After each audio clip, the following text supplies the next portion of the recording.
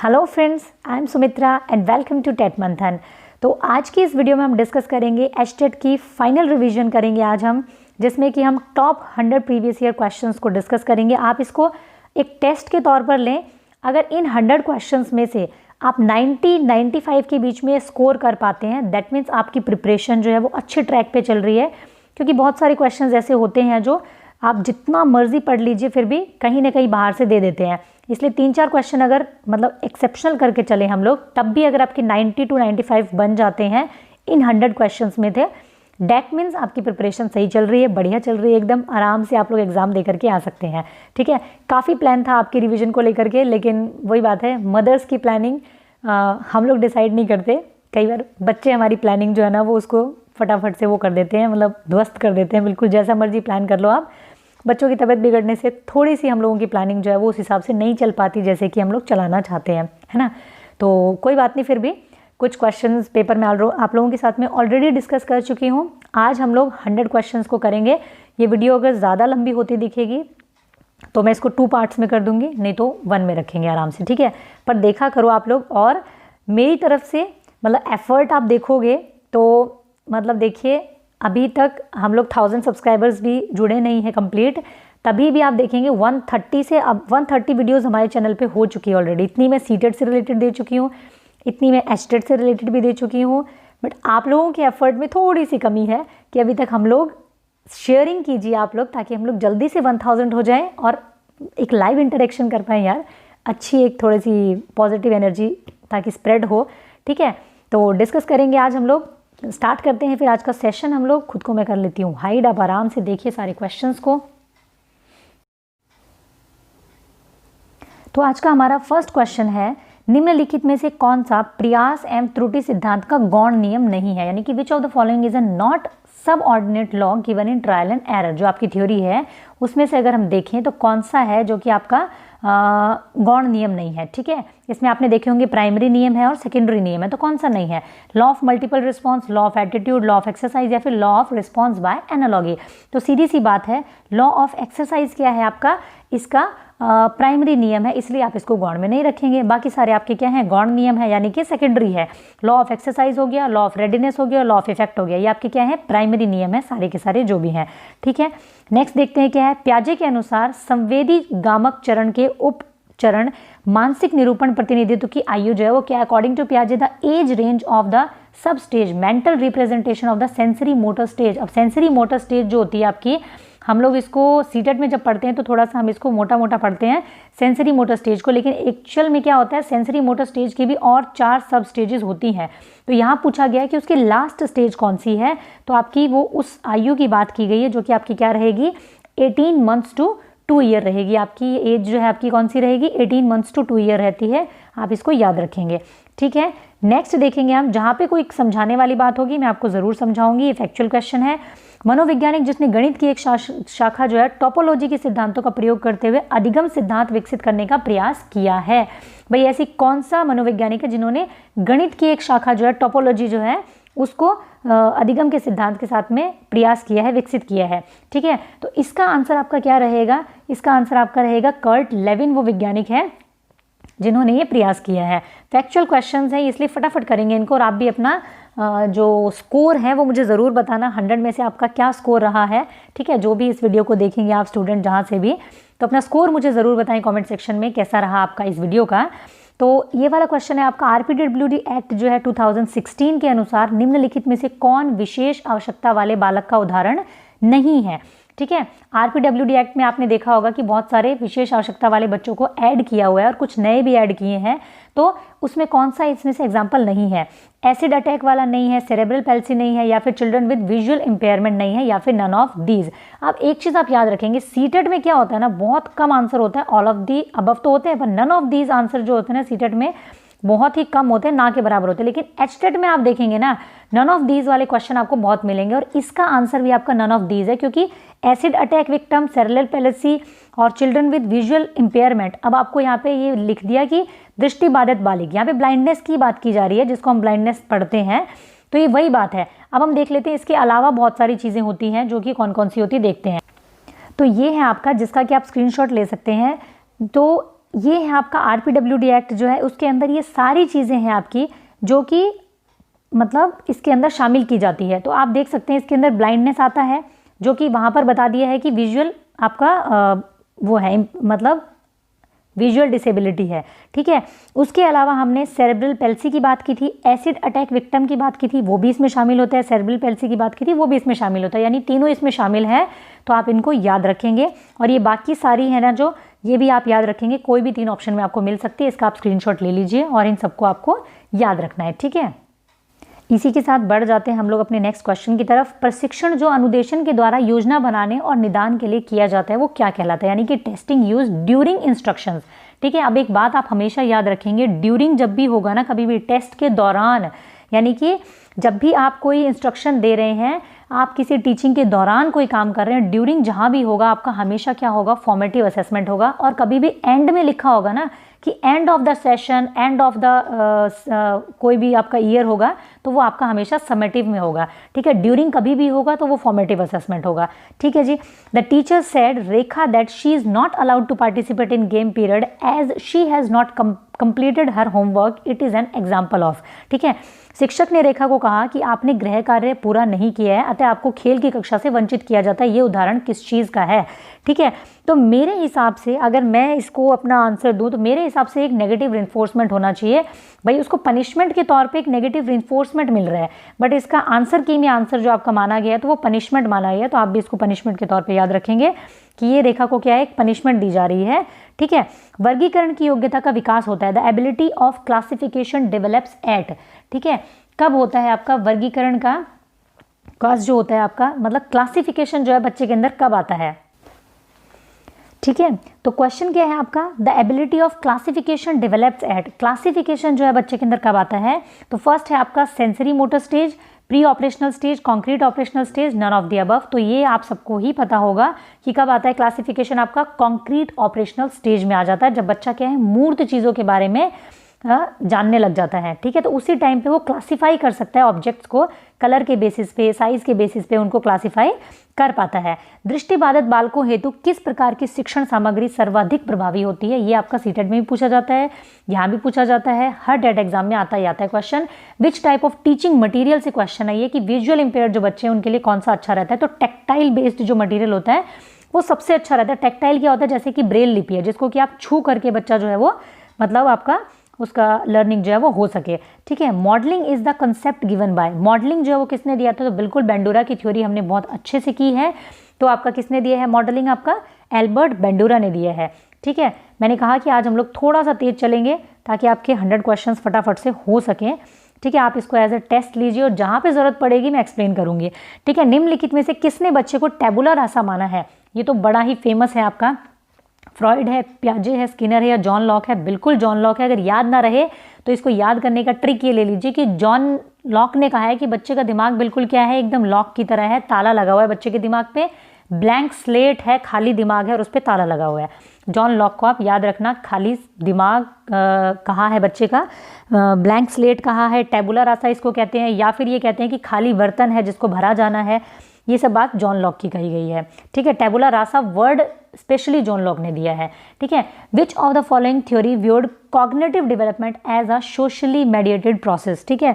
इन्होंने क्या कहा है कि कौन सा ऐसा सिद्धांत है जो कि सामाजिक मध्यस्थता युक्त प्रक्रिया के रूप में देखा जाता है।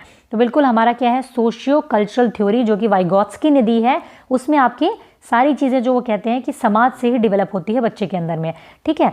A 3-year-old boy says the sun is angry, it is an example of, एक 3 साल का बच्चा ये कहता है कि सूरज जो है वो गुस्सा हो रखा है, ठीक है। तो ये आपका किस चीज़ का एग्जाम्पल है, ये आपका एनिमिज्म है, ईगोसेंट्रिज्म है, क्रिटिसिज्म है या इंस्टीट्यूशन है। तो आपका बिल्कुल क्या रहेगा, एनिमिज्म रहेगा। एनिमिज्म होता क्या है, इसको हम हिंदी में कहते हैं जीववाद, मतलब कि बच्चा क्या है निर्जीव चीज़ को भी सजीव समझता है। टेबल से चोट लग गई तो वो टेबल को मारने पे ही उसको मतलब शांति मिलेगी कि भाई टेबल ने मुझे मारा है जानबूझ करके। अगर वो कह रहा है कि बच्चा कह रहा है कि सूरज अगर धूप उसको लग रही है तो वो कह रहा है कि सूरज जो है ना वो बहुत गुस्से में है इसलिए ऐसा दिख रहा है, तो दैट मीन्स वो सूरज के अंदर में क्या है, सूरज को जीवित मतलब समझ रहा है। तो जीववाद है, हर एक चीज़ में वो जीवन देखता है। Which of the following is not a type of intelligence as given by Gardner, Gardner ने आपके जो बहुबुद्धि सिद्धांत दिया है उनमें से कौन सा इनका इंटेलिजेंस जो है वो नहीं है। गार्डनर की थ्योरी से क्वेश्चन काफ़ी टाइम आता है आपका, ठीक है। म्यूजिकल इंटेलिजेंस है, स्पेशल इंटेलिजेंस है, इंटरपर्सनल इंटेलिजेंस है या एनालिटिकल इंटेलिजेंस है, तो आप लोगों को पता ही होगा गार्डनर ने म्यूजिकल, स्पेशल, इंटरपर्सनल सारी इंटेलिजेंस दी है, बट एनालिटिकल इंटेलिजेंस जो है वो आपकी गार्डनर ने नहीं दी है, ठीक है जी। नेक्स्ट देखते हैं, TEACCH program is mostly use to teach children with, ठीक है।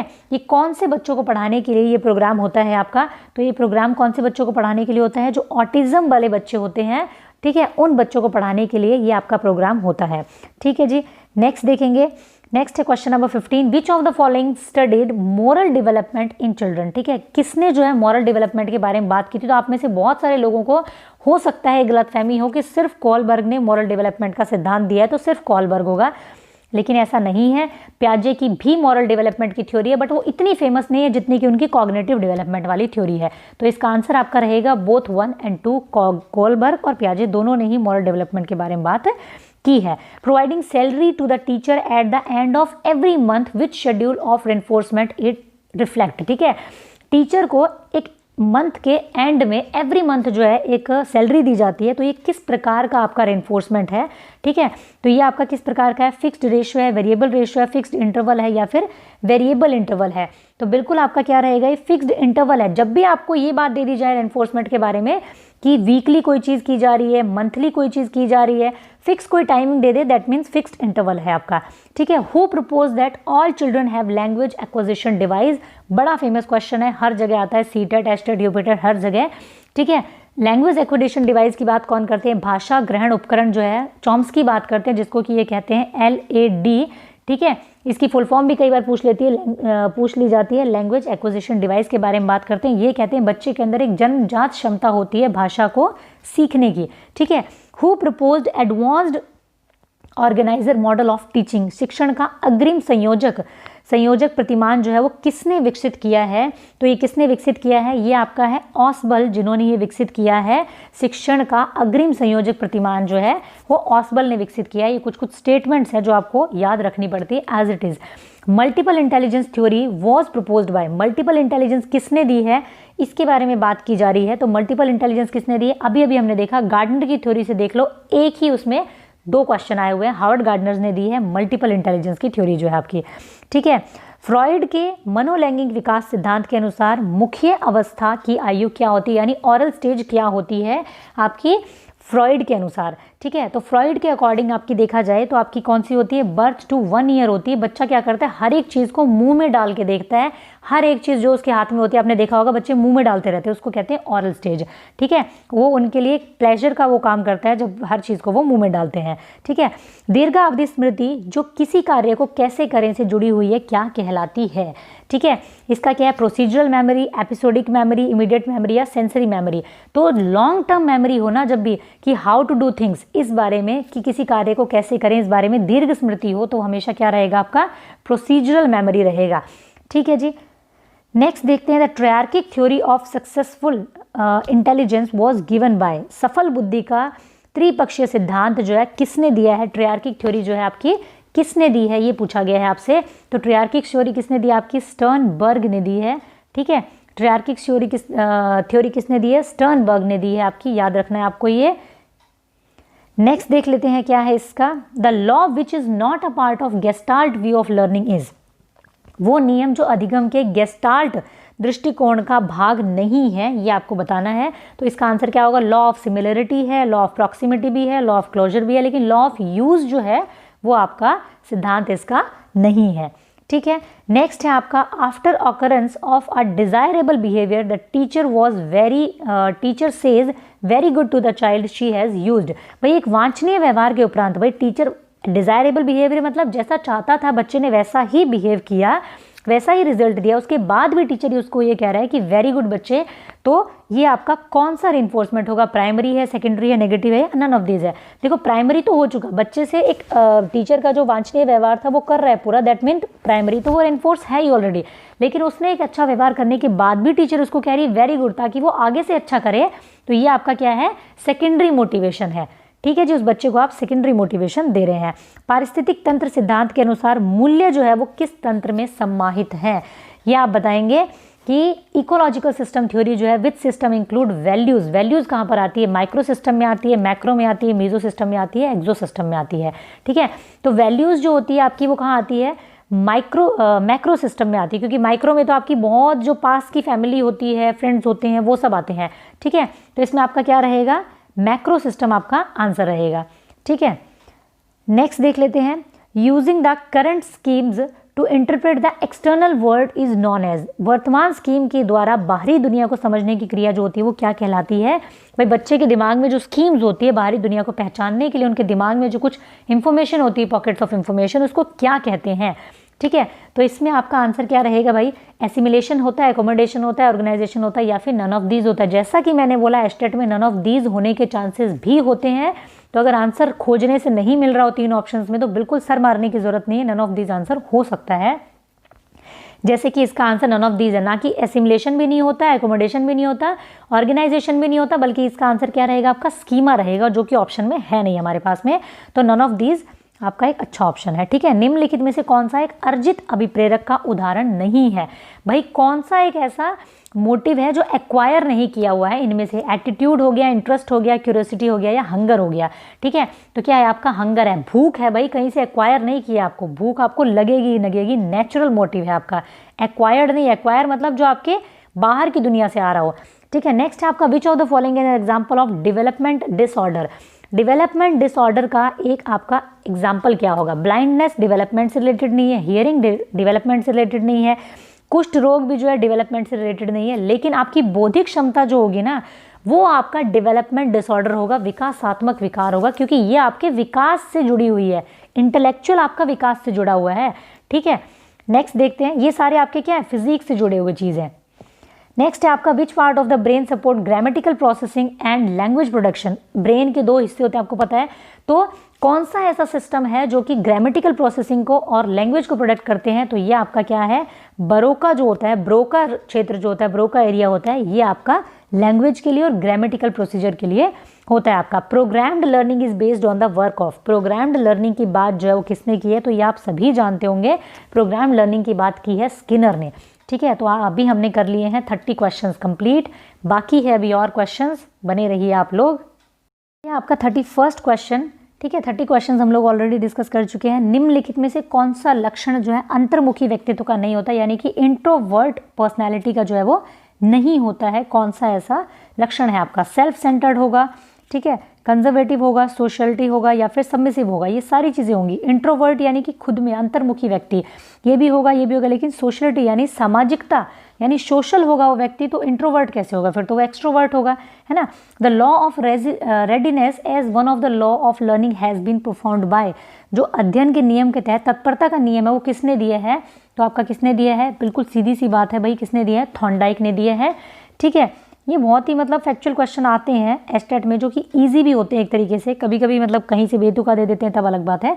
Which of the following method is not appropriate for teaching eight primary level. यहाँ पे याद रखना है किस लेवल की बात की जाती है, प्राथमिक स्तर की बात की जा रही है।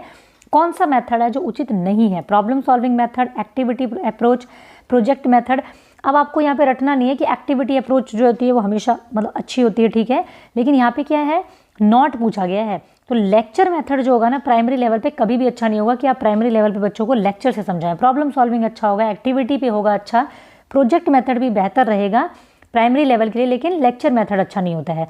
ठीक है, उसके बाद आता है the dynamic force that energy behaviour and compels the child to act to learn.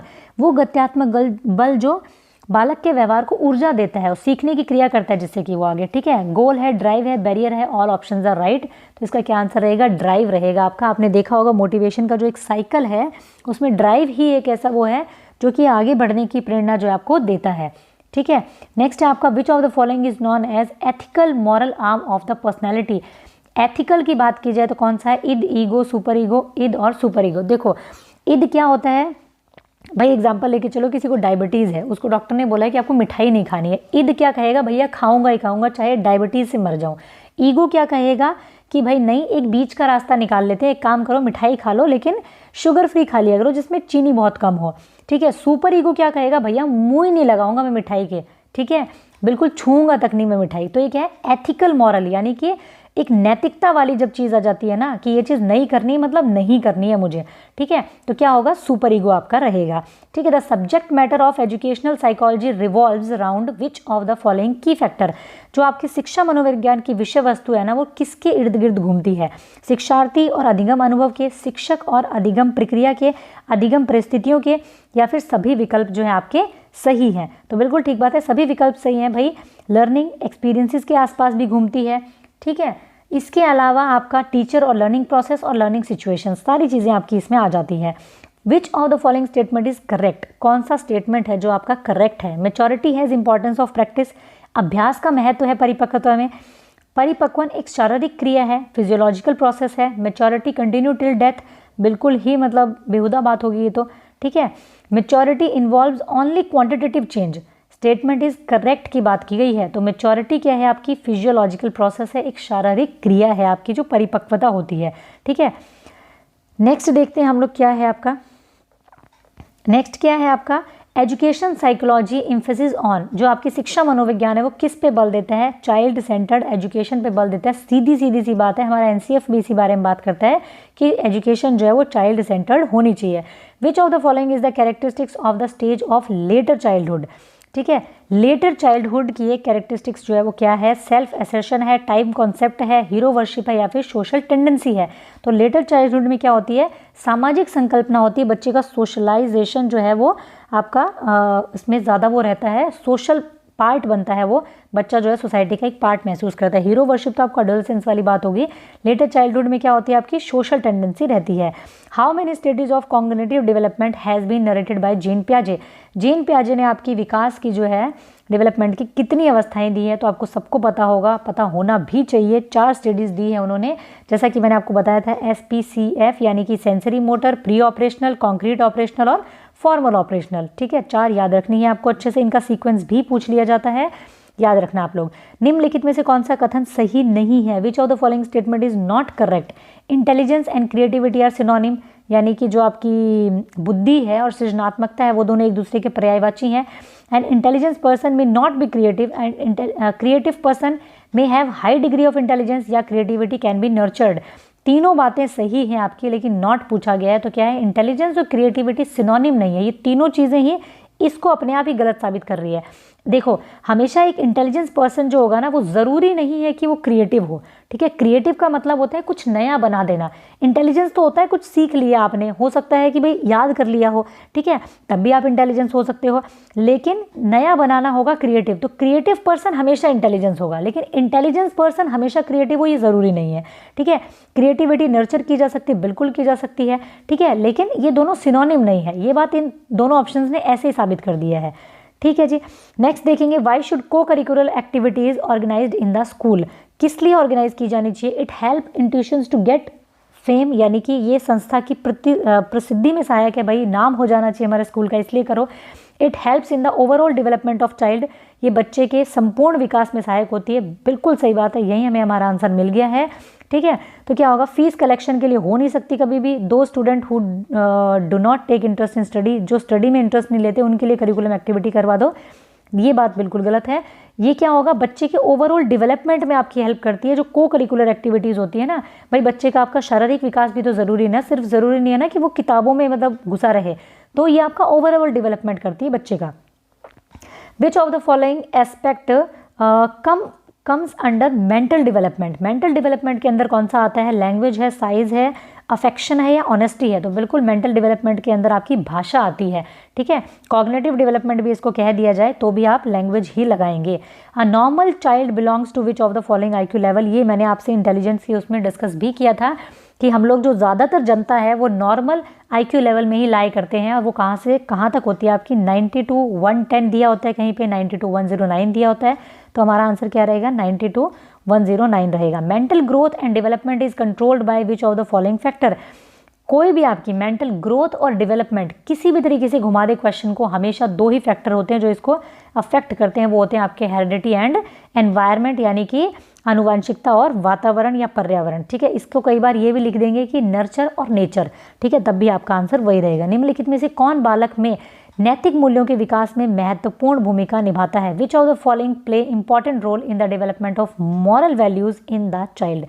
ठीक है, कौन सी चीज़ है इनमें से जो भूमिका निभाती है? प्रेयर असेंबली जो की जाती है आपकी, भाई असेंबली में जो प्रार्थना सभा है आपकी वो वाली, प्रॉपर सोशलाइजेशन, इंटेलेक्ट, या फिर ऑल ऑप्शंस आर राइट। तो बिल्कुल ठीक बात है, सारे ही ऑप्शंस राइट है। ये सारे ही आपके बच्चे की जो है मॉरल वैल्यूज़ में क्या करते हैं, बढ़ोतरी करते हैं, एक अच्छा रोल प्ले करते हैं। भाई जो हमारी मॉर्निंग प्रेयर होती है उससे बच्चे के अंदर हम कितनी सारी नैतिक मूल्यों को स्थापित करते हैं।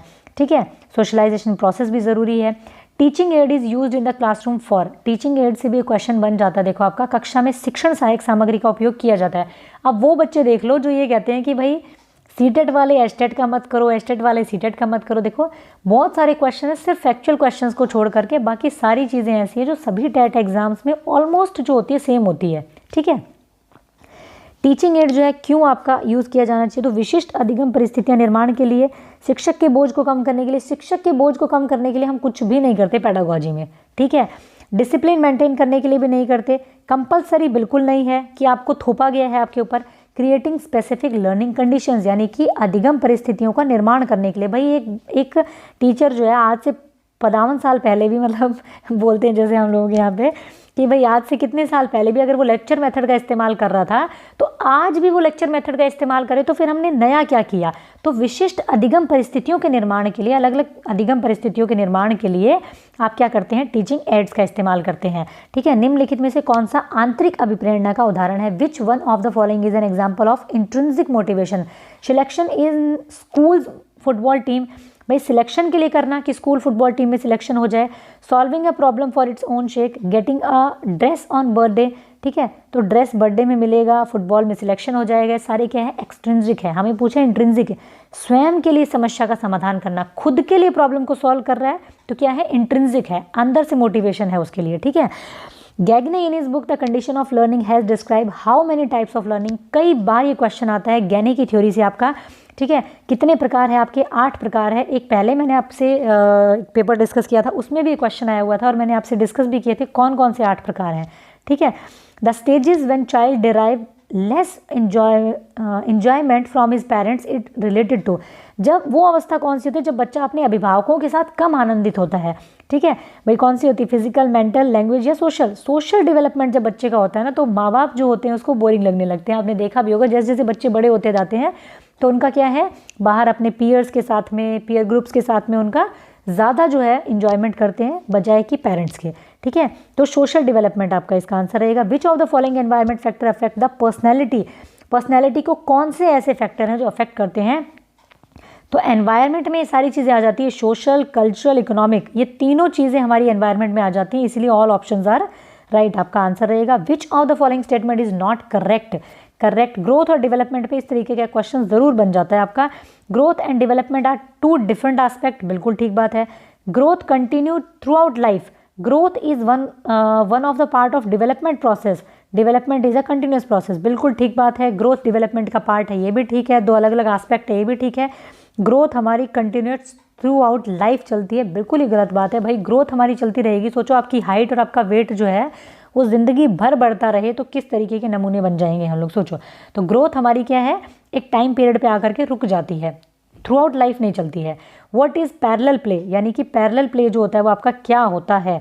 ठीक है, पैरेलल जैसे कि आपने सुना होगा 2 लाइन्स, पैरेलल लाइन जो होती है जो कभी मिल नहीं सकती, वो पैरेलल प्ले क्या होता है? समानांतर खेल, ग्रुप में खेलना, participation in small groups, role play या फिर प्लेइंग सेपरेटली, बिल्कुल ठीक बात है, सेपरेटली खेलना। भाई पैरेलल का मतलब क्या है? 2 लाइनें जो कभी नहीं मिल सकती, जो सेपरेट हो।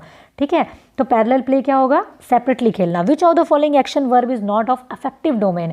अब ये वाला जो है आपका, इसमें आपका क्या है, एक्शन वर्ब कौन कौन सी यूज़ होती है अफेक्टिव डोमेन के लिए? ठीक है, जो आपके रिसीव होते हैं, रिस्पॉन्ड होते हैं, ठीक है, वैल्यू होता है, ऑर्गेनाइजेशन होता है, कैरेक्टराइज होता है, इनमें आपकी बहुत सारी जो होती है वर्ब होती है, वो आपको सभी मैं अभी बताऊंगी।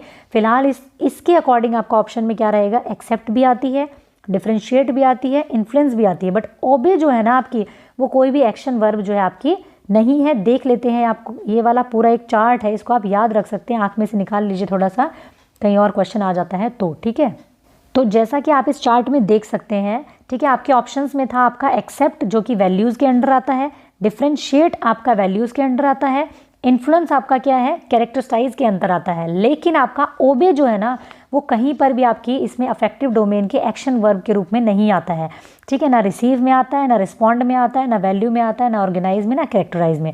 तो 3 ऑप्शंस आपके जो थे आपके यहाँ आपको मिलते हैं, वैल्यू में और कैरेक्टराइज में, लेकिन आपका जो लास्ट ऑप्शन था आपका ओबे वाला वो इसमें आपका नहीं आता है, ठीक है जी। आई होप कि आप लोगों ने स्क्रीनशॉट ले लिया होगा, उनको एक बार आप ज़रूर रीड कर लीजिएगा कि कौन कौन से किस में आते हैं एक्शन वर्ब्स जो है वो यूज़ की जाती हैं आपकी, ठीक है। नेक्स्ट देख लेते हैं, propounder of model of memory level teaching, स्मृति स्तर के शिक्षण जो है उनका प्रतिमान जो है वो प्रतिपादक जो है वो कौन है आपके, ठीक है। फैक्चुअल क्वेश्चन है, सीधा सीधा आंसर इसका क्या रहेगा, जॉन एफ हर्बर्ट जो है आपके वो इसके आपके प्रतिपादक हैं मेमोरी लेवल के, model of memory level teaching के। Which of the following is not a source of informal education, informal education क्या होती है, जो आप फॉर्मल रूप में नहीं लेते हैं, ठीक है। तो जो एजुकेशन आपको पेरेंट्स से मिलती है, जो फ्री की शिक्षा आपको नेबरहुड से मिलती है, पड़ोसियों से मिलती है ना, और जो आपके पीयर ग्रुप से आपको जो शिक्षा मिलती है वो आपकी इनफॉर्मल एजुकेशन होती है, ठीक है। ये सारी आपकी क्या होती है, इनफॉर्मल एजुकेशन होती है। यहाँ आपको ज़रूरी नहीं है रोज़ कहीं स्कूल जाना है, किताबें पढ़नी है, ये वो कुछ भी नहीं है, लेकिन एजुकेशन थ्रू क्लासरूम टीचिंग, जो क्लासरूम में टीचिंग होती है वो बिल्कुल आपकी क्या रहेगी, फॉर्मल एजुकेशन होती है, इनफॉर्मल एजुकेशन नहीं होती है। तो हमसे यहाँ पे नॉट पूछा गया है, तो आंसर आपका ये रहेगा, ठीक है। नेक्स्ट देख लेते हैं आपका, शिक्षार्थी की अभिरुचि और अभिक्षमता के बारे में वैध और विश्वसनीय निष्कर्ष पर पहुंचने की विधि जो है वो क्या है, ठीक है भाई। एक वैलिड और एक रिलायबल मेथड होना चाहिए बच्चे के बारे में कंक्लूजन करने का कि भाई वो उसकी अभिरुचि और उसकी अभिक्षमता के बारे में एक रिलायबल मेथड जो होगा वो कौन सा होगा। तो हमेशा आप याद रखिए, रिलायबल मेथड और वैलिड मेथड वो होता है जिस पर कि एक टीचर के जो भी विचार है उसका प्रभाव ना पड़े। भाई एक बच्चे का एक टीचर का कोई फेवरेट बच्चा भी है ना अगर, तो वो भी उसको क्या है 100 में से 100 मार्क्स जो है वो नहीं दे पाए, अपनी मर्जी से ना दे पाए, तो इसका मतलब वो टेस्ट क्या है आपका, वैलिड है, रिलायबल है, ठीक है। विश्वसनीयता है इसका मतलब उसके अंदर। भाई कोई टीचर का बच्चा जो है वो ट्यूशन जाता है उसके पास में, तो उसको 100 में से 100 दे दे, बाकी बच्चों को 100 में से 50 दे दे, तो वो आपका क्या रहेगा, रिलायबल नहीं है ना, वो तो विश्वसनीय नहीं है, सबके लिए बराबर नहीं है। तो इसीलिए आपका जो ऑब्जेक्टिव टाइप टेस्ट होता है ना, जैसे आपका सीटेट का पेपर, भाई 4 में से एक ऑप्शन आपका सही है तो सही है, उसको कोई गलत नहीं कर सकता। तो ऑब्जेक्टिव ऑब्जर्वेशन मेथड जो होता है ना, जिसमें एक ऑप्शन के आपके ऑप्शन वाले आपका क्वेश्चंस होते हैं, तो वो आपका रिलायबल मेथड रहता है, जिसमें कि टीचर के अपने व्यूज़ प्रभावित नहीं कर सकते उस टेस्ट को, ठीक है जी। नेक्स्ट देखते हैं क्या है, which of the following teaching strategy fulfil learning objective under cognitive, affective and psychomotor domain.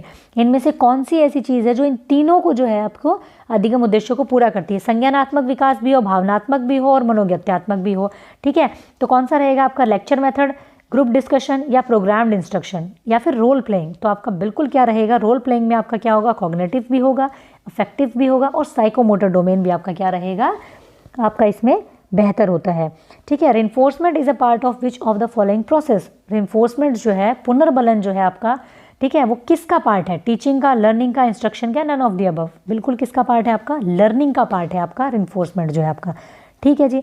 Next देख लेते हैं, विच of the following factor is responsible for individual differences among children, ठीक है। कौन सा ऐसा फैक्टर है जो इंडिविजुअल डिफरेंसेज के लिए रिस्पॉन्सिबल है। एटीट्यूड ऑफ पेरेंट्स बिल्कुल हो सकता है, इंटेलिजेंस भी हो सकता है, रेस भी हो सकता है, प्लेस भी हो सकता है। अब आप कहेंगे मैडम आपका ऑल ऑफ द अबव तो आंसर में ही नहीं है, बिल्कुल ठीक बात है। तो इसका आपका जो है 1 नंबर सीटेट एस्टेट ने आपका सबको अलॉट किया था, क्योंकि इसके अंदर चारों ही ऑप्शन ऐसे हैं जो इंडिविजुअल डिफरेंसेस के फैक्टर के लिए रिस्पॉन्सिबल है। भाई पेरेंट्स का एटीट्यूड भी हो सकता है, इंटेलिजेंस में बच्चे अलग अलग हो सकते हैं, नस्ल की वजह से बच्चे अलग अलग हो सकते हैं और प्लेस की वजह से भी बच्चे अलग अलग हो सकते हैं, उनके अंदर व्यक्तिगत भिन्नता पाई जा सकती है, ठीक है जी। तो ये हमारे हो गए 6। चलो भी देख लेते हैं अब अपने नेक्स्ट 30 क्वेश्चन, ये वाले 30 करेंगे, उसके बाद में 10 और अगर हो पाएंगे इस वीडियो में तो कंप्लीट कर लेंगे, ठीक है। बाकी वीडियो अगर लंबी होती दिखेगी तो कोई बात नहीं, हम लोग 90 कर लेंगे फिर, ठीक है। तो देखते हैं, सहयोगी अधिगम के संदर्भ में STAD यानी स्टेड का तात्पर्य जो है वो क्या है, in the context of cooperative learning STAD refers to, ठीक है। तो क्या रहेगा आपका, सहयोगी अधिगम की बात की जा रही है यहाँ पे, क्या रहेगा, student teacher achievement, student team achievement, student team acknowledgement या फिर स्टूडेंट टीम एक्वायर्ड। तो आंसर क्या रहेगा, स्टूडेंट टीम अचीवमेंट डिवीजन, ठीक है। ये सीधा सीधा फुल फॉर्म बताना है। During which of the following stage children develop object permanence, object permanence की बात कर रही है। ऑब्जेक्ट परमानेंस क्या होते हैं, भाई बच्चे के सामने से अगर आपने कोई वस्तु हटा भी ली तो उसको ये पता है कि वो इस दुनिया में एग्जिस्ट करती है, वो उसके लिए रोएगा, जिद करेगा, ठीक है। तो ये कहाँ पे आ जाती है आपकी, ये आपकी आ जाती है sensory motor stage, pre operational, concrete या फॉर्मल। तो बिल्कुल आपकी किस में आ जाती है, सेंसरी मोटर स्टेज आपकी जो 0 to 2 ईयर्स होती है। भाई 2 साल का बच्चा जो है ना अच्छे से समझने लग जाता है कि कोई ऑब्जेक्ट आपने उसके सामने से हटा लिया है तो वो इस दुनिया से गायब नहीं हुआ है। The feeling of an adolescence everyone notice that I wore this shirt twice a week is an example of. एक किशोर का ये महसूस करना है कि ये सभी लोग जो है मेरी तरफ ध्यान दे रहे हैं कि मैंने ये शर्ट सप्ताह में 2 बार पहनी है, ठीक है। कॉलेज टाइम में होता होगा ना कि भाई सोचेंगे यार ये वाली ड्रेस मैं नहीं पहन के जाऊँगी, ये तो मैंने अभी पहनी थी 2 दिन पहले, सब मुझे ही देखेंगे कॉलेज में जाने के बाद में। तो ये क्या है आपका, हिज अवेयरनेस है, इमेजनरी ऑडियंस है, सेल्फ रेगुलेशन है या फिर नन ऑफ दी अबव है। तो आपका क्या रहेगा, ये इमेजनरी ऑडियंस है। एल्काइंड की जो आपकी थ्योरी है उसमें उन्होंने काफ़ी सारी चीज़ें दी है, इमेजनरी ऑडियंस दिया है, पर्सनल फैबल दिया है, ठीक है। तो वो वाली बात है यहाँ पे कि इमेजनरी ऑडियंस देखता है वो कि भाई सारे लोग जो है वो मुझे ही देख रहे हैं, ठीक है। तो ये आपका रहेगा। नेक्स्ट है आपका क्वेश्चन नंबर 4, नकारात्मक पुनर्बलन के संदर्भ में कौन सा कथन सत्य नहीं है। Which of the following is not true about negative reinforcement, ठीक है। नेगेटिव रिइंफोर्समेंट के बारे में पूछा है, it never desirable, it increase desirable behaviour, ठीक है, नॉट पूछा है। इंक्रीज करता है डिजायरेबल बिहेवियर को, बिल्कुल ठीक बात है। It is not similar to punishment, ये भी ठीक बात है कि हमेशा पनिशमेंट की तरह नहीं लेंगे हम नेगेटिव रिइंफोर्समेंट को। It never increase desirable behaviour, it can be use for children with special needs. तो ये बिल्कुल ठीक बात है कि ये ऐसा बिल्कुल नहीं होगा, कभी भी वांछनीय व्यवहार को नहीं बढ़ाता है। फिर तो वो रिइंफोर्समेंट हुआ ही कैसा जब वो वांछनीय व्यवहार को बढ़ाएगा नहीं, ठीक है। तो ये आपका आंसर रहेगा the good girl good boy orientation indicate, ठीक है। गुड बॉय और गुड गर्ल ओरिएंटेशन आपका जो है वो कहाँ आता है, ये पूछा गया है आपसे। प्री कन्वेंशनल लेवल होता है, कन्वेंशनल लेवल होता है या पोस्ट कन्वेंशनल लेवल होता है। तो गुड गर्ल गुड बॉय आपका कहाँ आता है, ठीक है, ये आपका आता है कन्वेंशनल लेवल में, ठीक है जी। नेक्स्ट देख लेते हैं क्या आता है आपका। Through conditioning is a neutral stimulus acquires the power of a reinforce is known as, ठीक है। कंडीशनिंग के द्वारा एक तटस्थ उद्दीपक में एक पुनर्बलन की शक्ति आ जाती है, इसे क्या कहते हैं, ठीक है। तटस्थ उद्दीपक क्या होता है, न्यूट्रल क्या होता है। भाई न्यूट्रल हम मानते हैं ना जो बिल्कुल एक न्यूट्रल पोजीशन मतलब बीच वाली स्थिति में रहे, जो ना इधर ना इधर, ठीक है। तो एक न्यूट्रल अगर स्टिमुलस है उसमें भी एक पुनर्बलन की शक्ति आ जाती है, तो उसको हम क्या कहते हैं, कौन सा रिइंफोर्समेंट कहते हैं, उसको हम कहते हैं सेकेंडरी रिइंफोर्समेंट, ठीक है।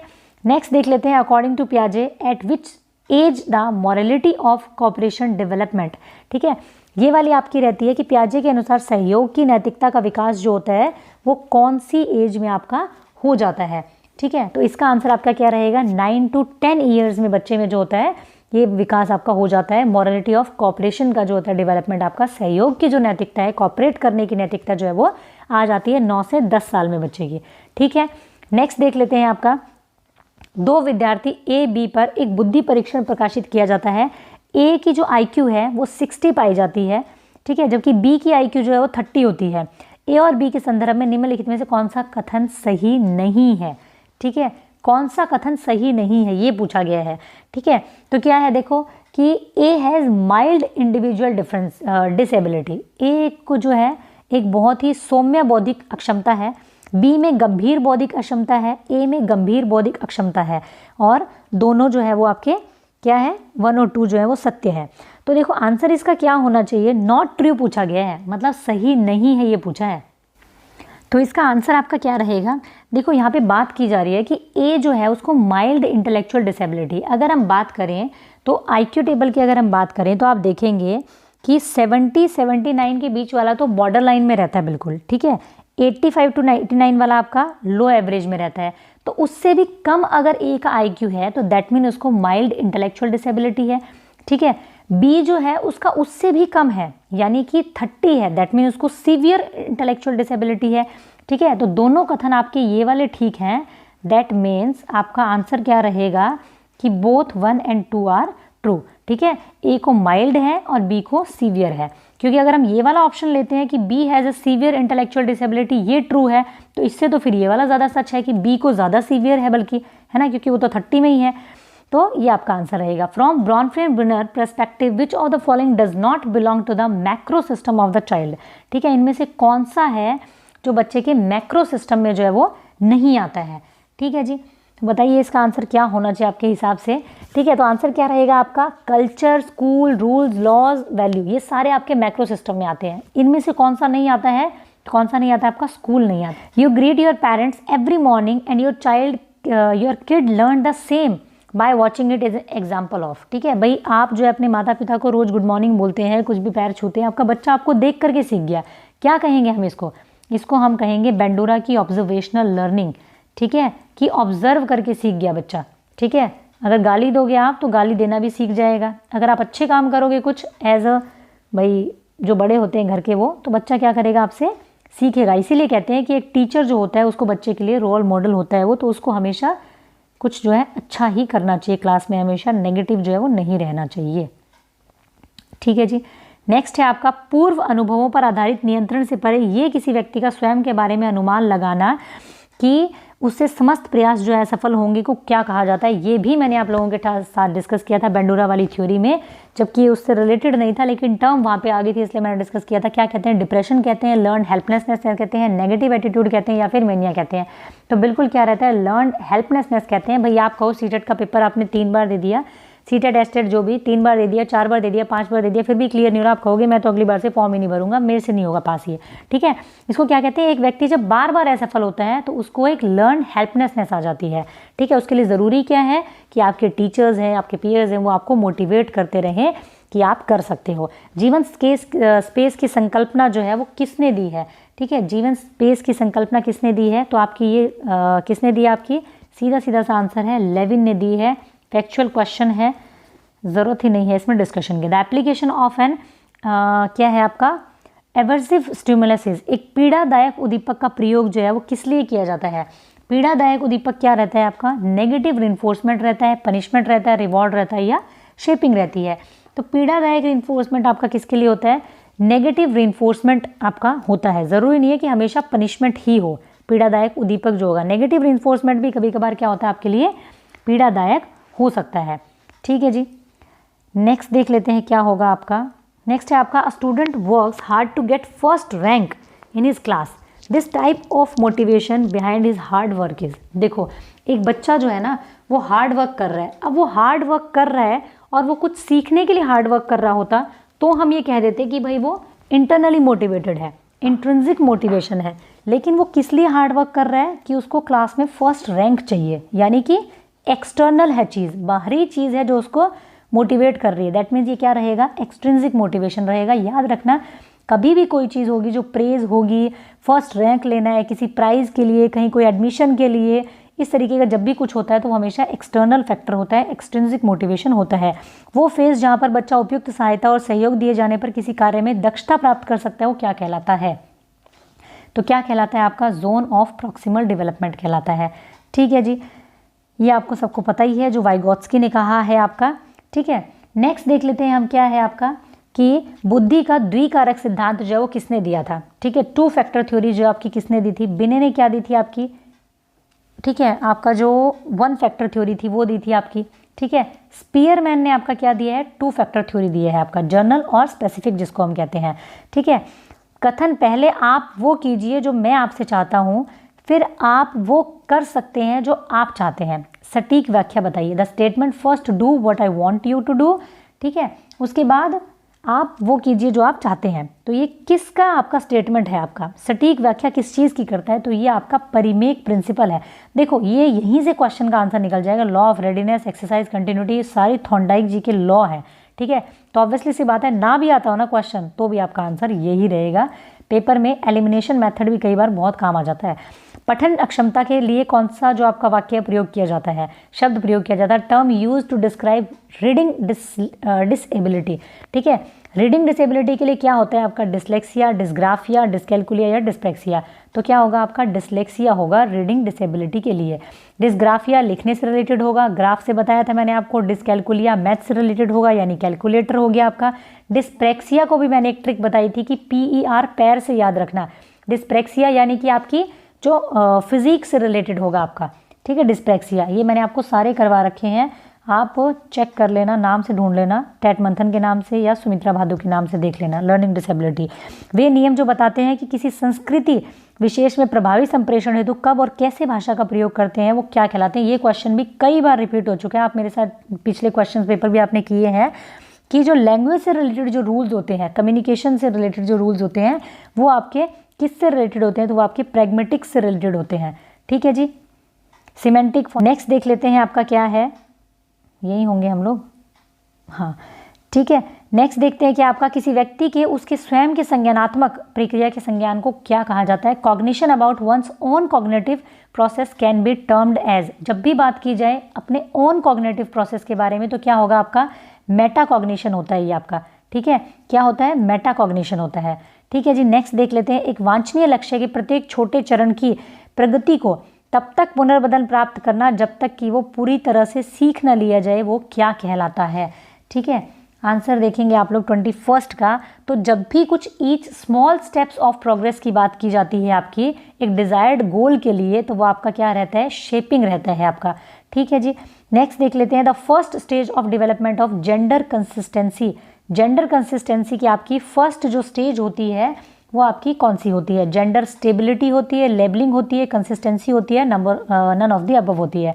तो इसकी फर्स्ट स्टेज होती है आपकी जेंडर लेबलिंग, यानी कि बच्चे को ये पता चल जाता है कि मैं लड़का हूँ, ये लड़की है। ठीक है, मतलब एक सेक्स के बारे में लेबलिंग हो जाती है, सूचकांक मिल जाता है, मतलब पता चल जाता है उसको लड़का और लड़की के बारे में। ठीक है, नेक्स्ट देख लेते हैं हम लोग। Application of abstract knowledge learned in one situation to a different situation can be termed as. ठीक है, एक परिस्थिति में सीखे गए अमूर्त ज्ञान का भिन्न परिस्थिति में उपयोग करना क्या कहलाता है, ये आपका negative transfer, high road transfer, zero transfer, none of the above. ठीक है, अब आप कहेंगे मैम इसमें से तो ये पढ़ा नहीं हमने, लेकिन इसमें आंसर क्या रहेगा आपका, हाई रोड ट्रांसफर। जब भी बात की गई हो एब्स्ट्रैक्ट नॉलेज की, ठीक है, एब्स्ट्रैक्ट नॉलेज की बात की गई हो जो कि किसी वन सिचुएशन से दूसरी सिचुएशन में आपकी काम आ रही है, तो आपका क्या रहेगा, हाई रोड ट्रांसफर रहेगा। ज़रूरी नहीं है ना कि भाई आपके सामने हमेशा कॉन्क्रीट प्रॉब्लम ही आए, कभी कभी जब एब्स्ट्रैक्ट प्रॉब्लम आती है आपके सामने जो एग्जैक्टली है नहीं फिलहाल, लेकिन उसको उसके लिए आपको सोचना है और पहले किसी सिचुएशन में इस प्रॉब्लम से रिलेटेड आपको सॉल्यूशन पता है और आप नई सिचुएशन में उसको अप्लाई करते हैं, तो वो क्या रहेगा, हाई रोड ट्रांसफर रहेगा। ठीक है, आपने अपनी कक्षा में विद्यार्थियों की प्रगति के आकलन के लिए साप्ताहिक क्विज आरंभ किया है, पुनर्बलन के किस शेड्यूल का प्रयोग कर रहे हैं। ठीक है, जैसा कि मैंने लास्ट उसमें बताया था आपको, जब भी कोई फिक्स्ड चीज़ें होती है ना, वीकली किया है, मंथली किया है, जैसे टीचर को मंथली सैलरी देना, रिइंफोर्समेंट का कौन सा पार्ट है, तो ये आपका फिक्स्ड इंटरवल रहता है। भाई फिक्स है ना एक चीज़, ये नहीं बोला ना कि किसी दिन कर, मतलब साल में कोई एक बार कर लिया या वैसे, इन्होंने बोला है कि वीकली एक बार होगा ही होगा। ठीक है, तो फिक्स्ड है आपका, ये नहीं कहा साल में 3 बार करेंगे, कब करेंगे ये पता नहीं है, तो क्या है, फिक्स्ड नहीं होगा वो। ठीक है जी, नेक्स्ट देखते हैं क्या है आपका। PECS is a method of teaching which may be used for. भाई इसमें कुछ प्रॉब्लम आ गई थी रिकॉर्डर में, तो आई होप कि लास्ट क्वेश्चन का आंसर आप लोगों ने सुन लिया होगा। ये अचानक से बंद हो गया, पता नहीं सेव भी हुई है फाइल या नहीं हुई है। ठीक है, तो PECS is a method of teaching which may be used for. ठीक है, PECS जो होती है आपकी, जैसा कि मैंने बताया, इसकी फुल फॉर्म क्या है, पिक्चर एक्सचेंज कम्युनिकेशन सिस्टम। ये किस लिए यूज़ किया जाता है आपका, ठीक है, children with autism spectrum disorder या फिर चिल्ड्रन विद कम्युनिकेशन इम्पेयरमेंट या फिर बोथ 1 और 2। तो बिल्कुल ठीक बात है, दोनों के लिए ही यूज़ किया जाता है ये। भाई जो बच्चा जो कम्युनिकेशन इम्पेयरमेंट है, जो संप्रेषण में अक्षम बच्चे हैं, उनके लिए कम्युनिकेशन का सबसे बेस्ट तरीका है कि पिक्चर्स के थ्रू उनको आपको सिखाया जाए। ठीक है, तो ये आपका रहेगा building schemes through direct interaction with environment is known as. ठीक है, तो इसके अंदर आपका आंसर क्या रहेगा कि वातावरण के साथ में प्रत्यक्ष अंतक्रिया के द्वारा स्कीम का निर्माण करना क्या कहलाता है, ऑर्गेनाइजेशन, इक्विलिब्रेशन, अडेप्टेशन या फिर ईगोसेंट्रिज्म। ठीक है, तो क्या आंसर रहेगा, अडेप्टेशन आपका आंसर रहेगा, अनुकूलन जिसको हम कहते हैं। ठीक है, पियाजे की थ्योरी से आपका ये लिया गया है। नेक्स्ट देख लेते हैं क्वेश्चन नंबर 27। निम्नलिखित में से कौन सा पारस्परिक शिक्षण का अवयव नहीं है, रेसिप्रोकल टीचिंग में कौन सा नहीं होता है। ठीक है, which of the following is not component of reciprocal teaching, questioning, clarifying, predicting और नन ऑफ द अबव। तो आंसर क्या रहेगा आपका, क्वेश्चनिंग भी होती है रेसिप्रोकल टीचिंग में, क्लैरिफाइंग भी होती है, प्रेडिक्टिंग भी होती है, पूर्वानुमान लगाना भी होता है, नन ऑफ द अबव इसका आंसर रहेगा, क्योंकि ये तीनों ही आपके कॉम्पोनेंट है रेसिप्रोकल टीचिंग के।